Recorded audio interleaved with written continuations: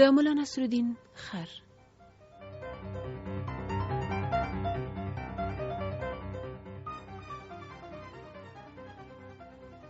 د مولا نصرالدین د کور بام ډیر ژوبل وو، جوړېدل غوښتل. مولا تعمیراتي مواد په خپل خره بار کړل او خرې په چل چل او په زحمت په پوړیو بام ته وخېژول.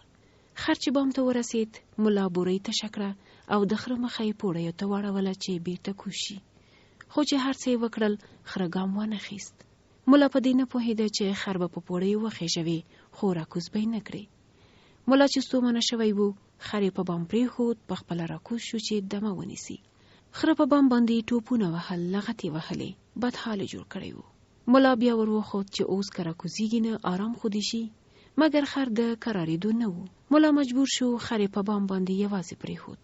وروسته بیا د کوټې د چت یو لرګی مات شو. د خره یوه پښه راوځړېده او شیبه نیمه پس بام سوری شو او خر لاندې راخطا شو، ومړ. مولا له دې پیښې وروسته خلکو ته وویل: ملامت زه یم چې په دې نه پوهېدم چې خر که لوړ ځای ته وخېژوي، هم هغه ځای خرابوي او هم ځان خرابوي.